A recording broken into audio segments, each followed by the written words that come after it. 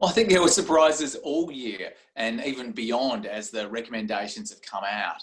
I mean, it's hard to remember now. You think it's 2 years back, but you just say, charging dead people and it comes back at you. It's audacious when you surmise it like that. But, some of the most respected and largest financial institutions in Australia were knowingly charging customers that they knew were dead premiums for life insurance. There are all of these aspects that shocked people. And the reason they shocked people is that they were just so nonsensical.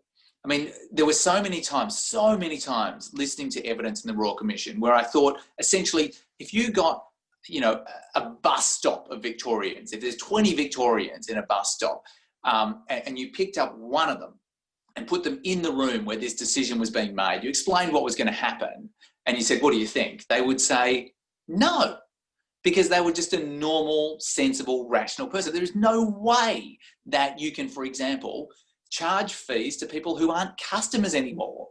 Like, of course you can't.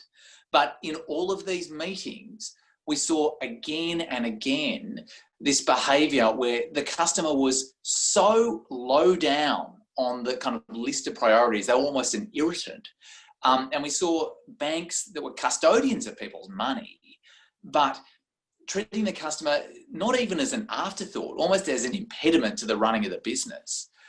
So what astonished me really was that you have a culture where these decisions could occur. They don't occur in a vacuum. They occur because of what the boss suggests, because of what colleagues approve, because of what people see as the norm and what is not the norm.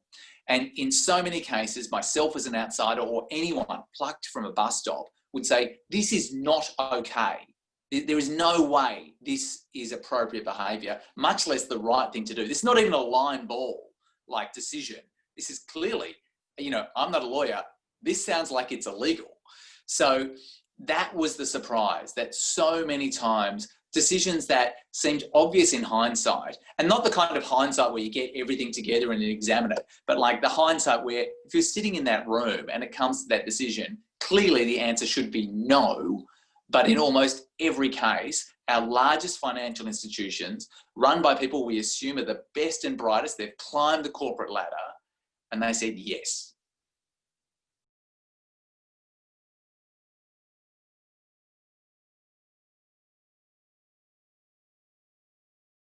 Really difficult when you're in a court case or as a journalist, you just hear a lot of really sad things.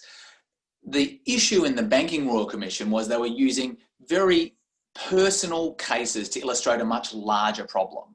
So something like fees for no service has taken billions of dollars from millions of customers. That money is being refunded, generally just small amounts.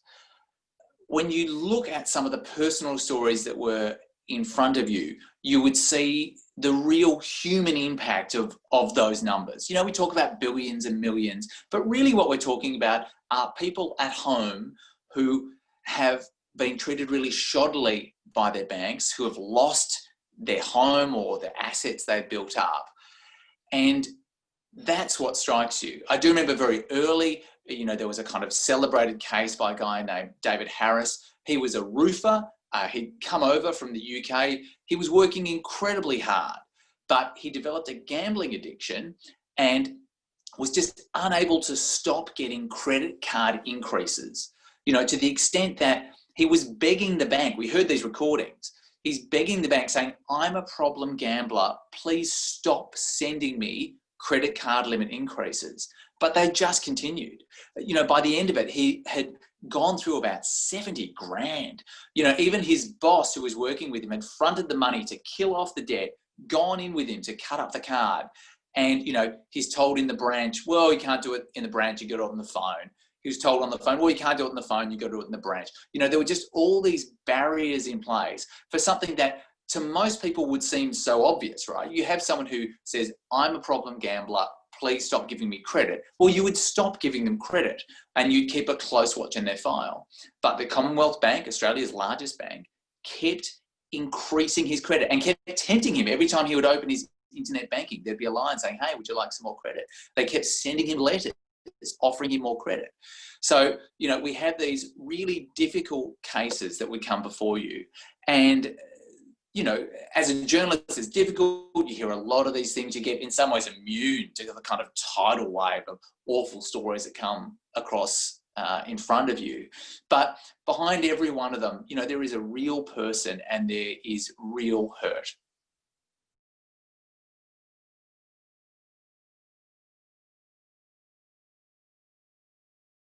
One day in the commission, a man sat next to me in his 60s, and his name was Bill. And I started talking to him, and he said to me, I'm here to confront the NAB bankers who took my farm. And having been in the commission for a while and seen, you know, the tiny amount of witnesses they're getting through, I remember talking to him afterwards and just thinking, like, how do I let this guy down easy? Like, there is absolutely no way he is getting on the stand, having his case heard, talking to NAB. You know, this stuff is just not going to happen. And of the tens of thousands of submissions, you know, overall only 126 witnesses were heard all year, and most of them were bank executives. The number of real people was just over 20. So you got to really just scratch the surface of some of this pain. Now, with Bill, I spent time with him. In the end, I actually went up to his property, which is about 6.5 hours directly inland from Brisbane in the Darling Downs. Beautiful country. It stretches on forever, but through a complex series of loans and fees and kind of deferred interest, after a few bad seasons, you know, the $20 million empire that Bill had, you know, was in default. You know, he made his first ever default payment. And even though the banks had been happy to, you know, push him to this level of an amazing amount of land that he'd scrapped together over years, hadn't come from land, when, you know, the chips were down and they'd had 1 or 2 bad seasons, they called it in. Now, this is a complex story and it took a long time to unwind, but through his own tenacity, you know, Bill met with NAB, he met the CEO, he talked to their top people over a series of meetings in Brisbane, Melbourne, Sydney, Canberra over the next couple of years. And eventually, and this is very rare, got to a solution and actually got a substantial amount of compensation for loans that should never have been given, that were, there was maladministration, they were, you know, incorrectly applying certain rates. So, you know, this was a really rare chance where there actually was a resolution, and in fact a positive one for a customer. For so many customers, they just haven't been able to jump through those hoops, and in many cases the case just doesn't stack up. I've met a lot of people and sat in a lot of lounge rooms and had a lot of cups of coffee with people whose lives have been really crushed by these institutions. And in every case, almost every case, the person hasn't done exactly the right thing. You know, they've made missteps along the way, but also in every single case, there is no way the bank would do it the same again. And there isn't a single institution in these cases where they'd say, oh, we would do it exactly the same the second time. They've made mistakes as well. The problem is there just hasn't been a way to resolve them. And actually, one of the real failings of the Royal Commission is that we haven't ended up with a system that resolves problems any better. The Royal Commission was meant to prevent future problems occurring. They've done a pretty good job in that in the recommendations if they ever become law, but they haven't worked out a system for resolving disputes where the power imbalance between a large bank and a small customer is, you know, catastrophic.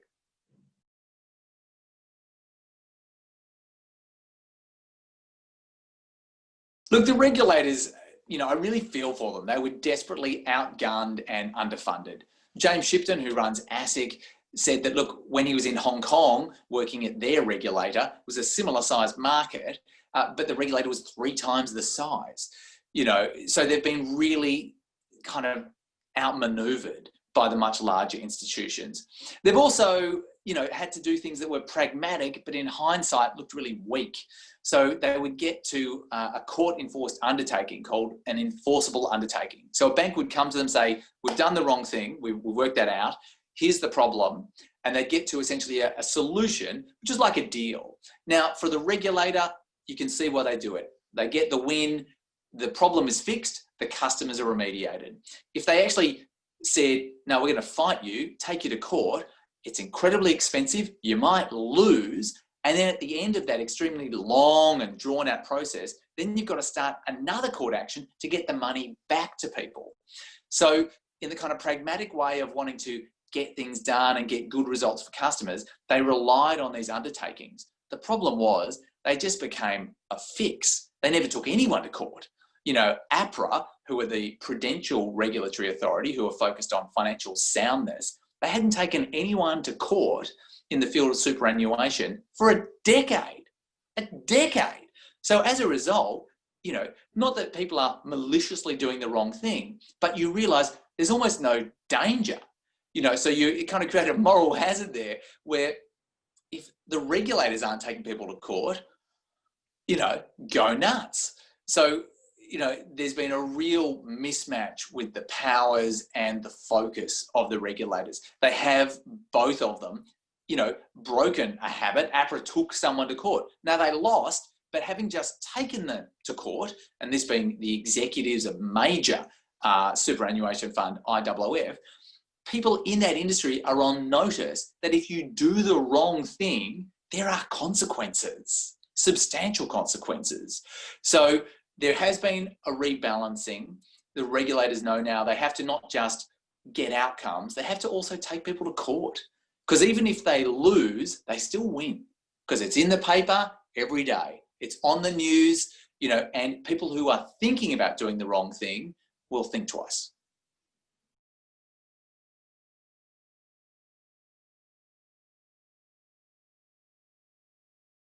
So you'll remember the Royal Commission. It was on the TV news almost every night. It was in the papers. It was a source of great discussion. What you might forget is that all they had was 7 two-week periods of hearings. So in each of those hearings, which went for just 2 weeks, just 10 days, they went through a different part of banking. The first one, credit cards, mortgages, car loans, that kind of consumer finance, that was just 10 days. Superannuation is $3 trillion. They did it all in 10 days. And in fact, they spent almost half of it just on one company. So they absolutely ripped through the different facets of this industry. And by taking a really overall view, obviously they couldn't get into every problem, but what they exposed were the most pressing conflicts and the most substantial issues in the way of customers. So things that inside finance and banking were just considered the norm got completely exploded. So for example, the relationship of mortgage brokers, you know, who do they work for? Is it the customer? Is it the bank? Is it themselves? Does it change at different times? Now, these are things that, for example, consumer organisations have been banging on about for years to no avail. But to have it put out there by a high court judge, you really kind of look at it and you go, yeah, who is that? You know, so like these problems that were kind of hiding in plain sight and had been racked up in multiple previous inquiries, parliamentary examinations and court cases were all brought together, and they showed a really dark and unpleasant core in the middle of Australian banking, in the culture of the organisations that were running it, and particularly with regards to how they were treating customers compared to shareholders.